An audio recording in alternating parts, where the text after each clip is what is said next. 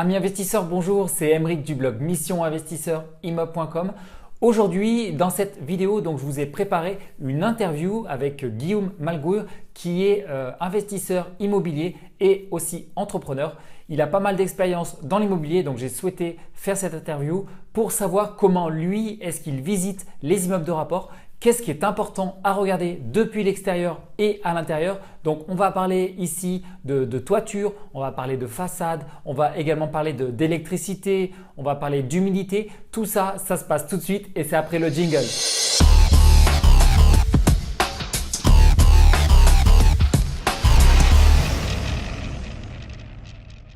Alors Guillaume, bonjour. Salut, bonjour. Merci beaucoup d'avoir accepté mon invitation sur ma chaîne YouTube. Ça fait vraiment plaisir de t'avoir et pouvoir t'interviewer et pouvoir partager ton expérience auprès des YouTubeurs qui nous regardent. Donc, cette interview, elle est basée sur les travaux. Mais avant, j'aimerais bien que tu te présentes pour les gens qui ne te connaissent peut-être pas encore et pour savoir d'où tu viens et qu'est-ce que tu as fait avant. Bon, déjà bonjour à tous. Donc, je m'appelle Guillaume Malgour, j'ai 30 ans. Je suis investisseur immobilier, accompagnateur de projets et également maître d'œuvre. Moi, j'ai un master en génie civil. Donc, j'ai fait mes études, on va dire, dans le bâtiment. Alors, tout est relatif parce que le génie civil, c'est pas le bâtiment comme on l'entend forcément, mais en tout cas j'ai fait ces études dans ce milieu-là. J'ai travaillé en cabinet de maîtrise d'œuvre jusqu'il y a 2 ans en gros, et on a quitté avec ma compagne, on a quitté notre activité de salarié il y a 2 ans pour monter une société qui s'appelle Club Immobilier, qui fait de l'accompagnement dans l'investissement immobilier, et on continue à côté à faire de l'investissement pour nous en perso, quoi. Voilà. D'accord. Donc le nom de ton blog, de ta société, c'est Club Immobilier. Ouais, c'est Club Immobilier. Le site, c'est immobilierclub.com. Voilà, tout simplement. D'accord. Très bien. Donc on va rentrer directement dans le vif du sujet. Donc le but, c'est de montrer aux gens qui nous regardent qu'est-ce qu'il faut visiter, regarder quand on visite un immeuble de rapport. Qu'est-ce qui est important de regarder. Et donc, quel est, d'après ton expérience, quand tu arrives le jour de la visite devant l'immeuble, donc l'aspect extérieur d'abord, qu'est-ce que tu regardes en premier, depuis l'extérieur? La première chose que je regarde moi quand je vais devant un immeuble, je vais regarder la toiture. D'accord, c'est la première chose que je vais regarder. Je prends du recul généralement avant de rentrer dans l'immeuble. Je prends du recul, je regarde la toiture, je regarde que rapidement, si tu veux, que le faîtage soit plan. Le faîtage, c'est la partie haute, si tu veux, de la toiture. D'accord. Les deux extrémités. C'est la partie qui est tout en haut en fait, d'accord. C'est la partie qui est tout en haut de la toiture. C'est la jonction entre les 2 pans de toiture. Voilà. Donc ça, c'est ce qu'on appelle le faîtage, et il faut déjà que le faîtage soit horizontal. S'il y a des creux dans le faîtage, ça veut dire qu'il y a une fragilité, qu'il y a quelque chose qui ne va pas au niveau de la charpente en elle-même, donc sur l'aspect structurel. D'accord, donc ça c'est la première chose. Ensuite, il va y avoir les tuiles et les pans, c'est-à-dire les côtés. Ces éléments-là aussi, il faut qu'ils soient relativement plans et qu'il n'y ait pas des creux ou des sortes de vagues, si tu veux, au milieu. Ça voudrait dire qu'il y a eu peut-être une infiltration d'eau et que du coup une faiblesse au niveau de la charpente, ou tout simplement ça arrive après que ce soit des charpentes qui soient très anciennes, donc qui ne soient pas des charpentes industrielles, avec des bois qui sont taillés directement à la main. Donc, ce qui fait qu'ils n'ont pas des formes régulières, tu vois. Donc, ça fait que des fois, ça a des formes un petit peu bizarres. Mais ça, c'est quand vraiment la charpente est très ancienne. Voilà. Donc, généralement, ça, en fait, on le ressent un petit peu quand même. Quand on regarde, on a une idée de se dire est-ce que ça a l'air bien ou est-ce que ça n'a pas l'air bien. Malgré tout, l'instinct, on va dire, naturel permet de voir ça aussi. Voilà. Donc, ça, c'est sur la partie de la toiture. Il y a un autre truc important sur la toiture, c'est les cheminées, les entourages de cheminées et les cheminées en elles-mêmes. Les cheminées, c'est une source importante d'infiltration et il faut quand même bien le regarder. Alors, je ne vous dis pas que vous aurez les connaissances pour le faire, mais en tout cas, il faut essayer de le regarder, voir s'il n'y a pas des fissures sur les cheminées qui pourraient faire des infiltrations d'eau plus tard. Voilà. Donc ça, c'est important. Ok.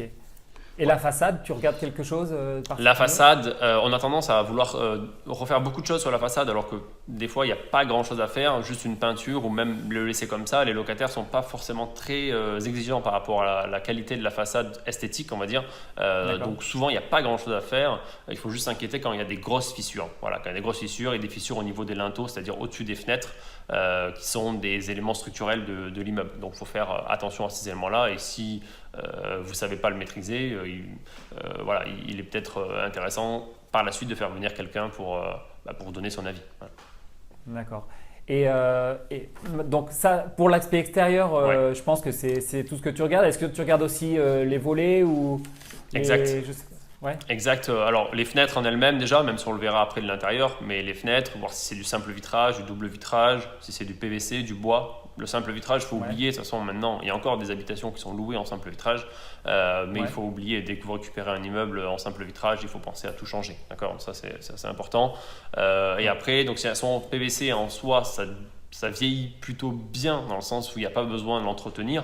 Sur du bois, il faut l'entretenir, il faut le lasurer, il faut le peindre régulièrement. Et lorsque ce n'est pas fait, ça peut détruire tout simplement la fenêtre. Et même si elle est en double vitrage, il faudra quand même la remplacer. Donc il faut faire attention à ces points-là. Et c'est la même chose sur les volets. Quand vous avez des volets bois, il faut vérifier qu'ils soient entretenus correctement. Si ce n'est pas le cas, il va falloir les changer et les repeindre, ce sera plus suffisant. Voilà. D'accord, ok. Ouais. Et donc par rapport à l'aspect intérieur maintenant, lorsque tu entres dans l'immeuble, donc dans les parties communes au début, qu'est-ce que tu regardes en premier? Qu'est-ce qui est important à faire attention? Pour moi, le plus important quand vous rentrez dans un immeuble, c'est tous les compteurs. Moi, c'est la première chose que je regarde, c'est où sont les compteurs électriques, où sont les compteurs d'eau, où sont les compteurs de gaz. Et faire le point là-dessus. Donc, le plus important pour moi, c'est les LEC, parce que autant un compteur unique en gaz ou en eau, c'est pas très grave, autant un compteur unique en élec, c'est le bordel. Donc il faut vraiment vérifier ces points-là, d'accord? Donc ça veut dire quoi? Ça veut dire aller chercher tout simplement là où sont les compteurs à l'entrée. Généralement vous avez des portes, d'accord, en placard technique qu'il faut ouvrir, et à l'intérieur vous verrez le nombre de compteurs. Vérifiez que le nombre de compteurs correspond au nombre d'appartements plus un pour les parties communes. Voilà, donc ça c'est important à vérifier. Après, voilà. Ça, c'est très important. Après, les compteurs en eux-mêmes, qu'ils soient anciens, vieux ou récents, c'est pas très grave en soi. Même s'il fallait les remplacer, c'est pas forcément à votre charge. Donc ça, c'est pas très important, l'âge, on va dire, du compteur. Il faut vérifier qu'il y en a un et il faut savoir à quoi ça ressemble aussi. C'est-à-dire qu'il y a beaucoup d'agents IMO qui confondent les compteurs et les tableaux électriques. Voilà, il y a vraiment ça n'a pas du tout la même fonction, quoi. Un compteur, ça va compter la consommation et le tableau électrique qui va vous protéger de l'installation. C'est deux choses qui sont totalement différentes. Donc, vérifiez qu'il y a bien le même nombre d'appartements plus un que de compteurs. Voilà. Ça, c'est vraiment très important. Donc, les compteurs individualisés électriques dans tous les appartements. Exactement. Plus pour les parties communes. Oui, exactement. C'est exactement ce qu'il faut. Et alors, vous les avez soit dans l'entrée, soit dans les appartements. Maintenant, avant, si vous voulez, on les mettait beaucoup dans l'entrée. Maintenant, on les met dans les appartements, les compteurs. Donc, si vous ne les voyez pas à l'entrée et que vous n'en voyez qu'un seul, il ne faut pas forcément paniquer. Il faudra simplement vérifier par la suite qu'ils sont dans les appartements. D'accord? Donc ça, ce n'est pas très grave. Ensuite, sur la partie eau, un compteur unique avec des sous-compteurs, ce n'est pas un problème. D'accord. Si vous ne le trouvez pas, parce que souvent, ils ne sont pas forcément dans l'entrée, ils sont généralement dans la cave. D'accord. Donc, si vous ne les trouvez pas dans l'entrée, il faut chercher la cave, si elle existe, il y en a une, d'accord, descendre et regarder s'il y a bien un compteur ou plusieurs compteurs avec des sous-compteurs. D'accord. Les sous-compteurs, ce n'est pas des compteurs qui sont installés si tu veux, par la compagnie des eaux, c'est des compteurs qui sont installés par ton plombier, mais ça permet de faire le décompte des charges et après de refacturer à tes locataires les bonnes quantités consommées. Voilà. Donc ça, c'est important. Et pour le gaz, tu parlais des compteurs gaz tout à l'heure, donc si on a un chauffage à gaz, ça se passe comment? Ça dépend ça dépend plein de choses. Ça dépend si tu as une chaudière commune, parce que tu peux avoir un chauffage central par exemple avec une chaudière pour tout l'immeuble, et à ce moment-là tu as besoin qu'un seul compteur gaz. Si tu as plusieurs chaudières, il vaut mieux avoir plusieurs compteurs de gaz séparés. Pourquoi? Tout simplement par rapport à des problèmes de consommation et d'impayés. Ça veut dire quoi? Ça veut dire simplement que, imagine, tu as un locataire qui ne te paye pas. S'il n'a pas de compteur unique, ça veut dire que tu continues à lui payer son chauffage en réalité. Tu vois, donc en fait, tu vas payer le gaz de sa consommation, plus l'eau si tu as un compteur unique, plus son loyer en réalité.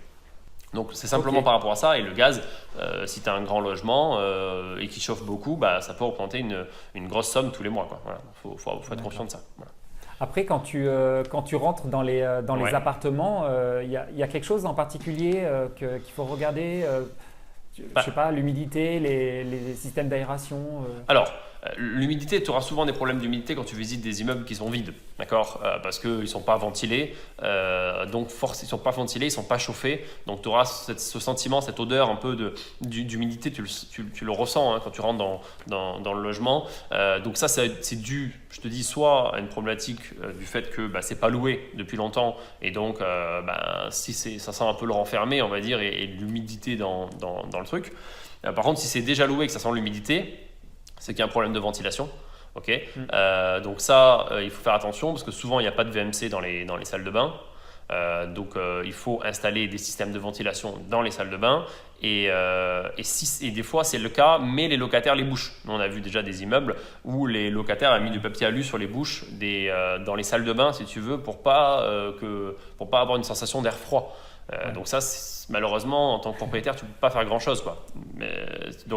Et pareil, ce qu'il faut savoir, c'est que sur le système de VMC, ça fonctionne par extraction, mais par entrée d'air. Ça veut dire quoi? Ça veut dire qu'en fait, le système de VMC, c'est tout simple. Ça aspire de l'air dans ta salle de bain, par exemple, ou dans ta cuisine, et ça le rejette en extérieur, d'accord? Par exemple, par la toiture, ce genre de choses. Mais par contre, il faut que ça aspire l'air, il faut qu'il y ait de l'air neuf qui rentre. Et cet air neuf, il est censé rentrer par les entrées d'air que vous avez dans les fenêtres. Vous savez, souvent sur les fenêtres, tu as des grilles en haut des fenêtres qui se trouvent, elles, dans les pièces sèches, d'accord, dites sèches, donc par exemple dans le salon ou dans la chambre.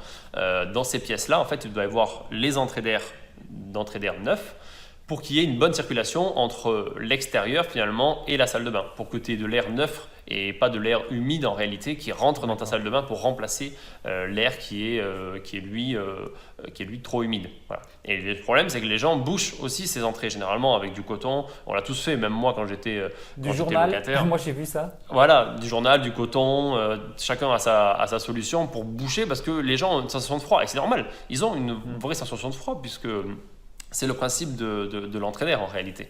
Mais du coup, s'il le bouge, il n'y a plus de ventilation. Forcément, il y a l'humidité qui se crée. Quand tu rentres dans la salle de bain, ça sent l'humidité, ça pue, il y a de la moisissure qui est en train de se mettre.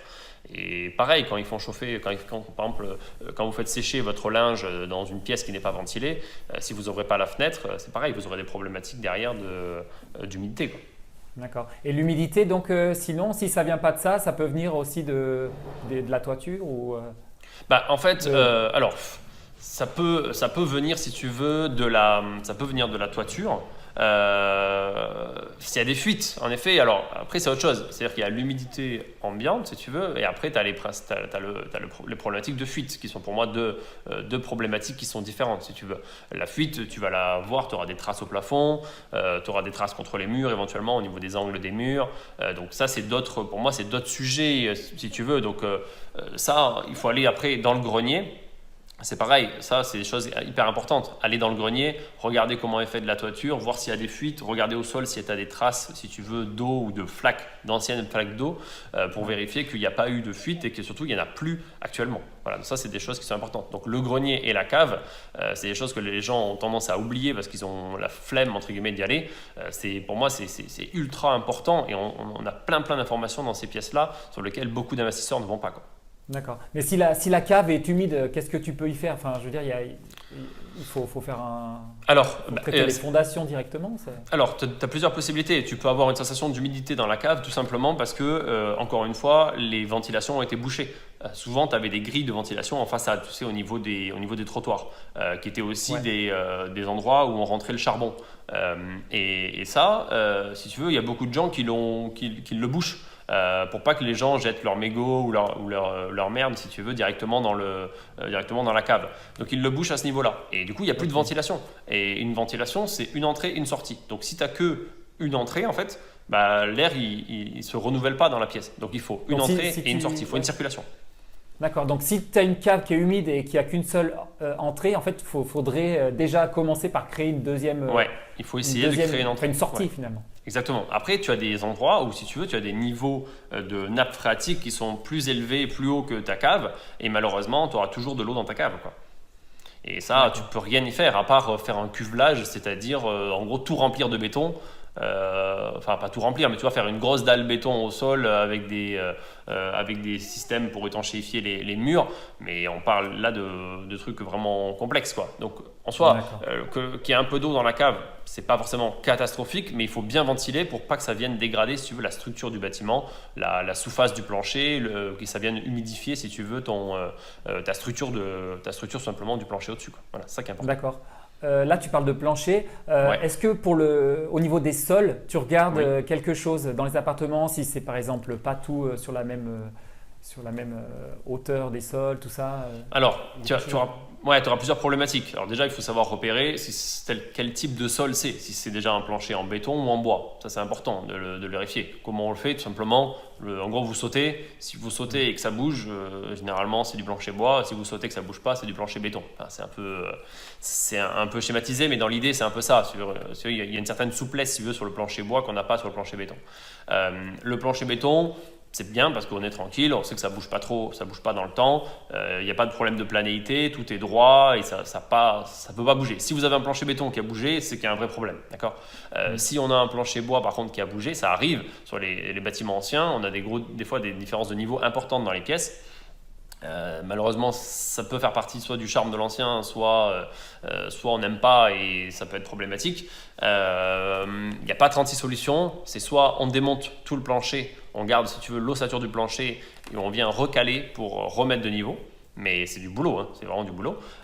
Soit tu laisses comme ça et tu espères que les locataires trouvent ça sympa, quoi. Donc, moi je te parle d'une problématique qui est purement esthétique en réalité, qui n'est pas une problématique forcément structurelle. On peut avoir un plancher qui n'est pas droit, mais qui n'est pas un problème pour la structure du bâtiment en lui-même. Simplement que ça a bougé avec le temps, parce que des fois il y a des bâtiments qui sont là depuis 300 ans, et puis forcément avec le temps ça bouge un petit peu, quoi. Mais ça ne veut pas dire que ça va s'écrouler du jour au lendemain, ça veut simplement dire que ça a bougé avec le temps. D'accord, très bien. Ouais. Écoute, Guillaume, merci. On a fini pour la première partie de cette vidéo. On se retrouve tout de suite dans une prochaine partie. Ok, allez, à tout de suite. À toutes.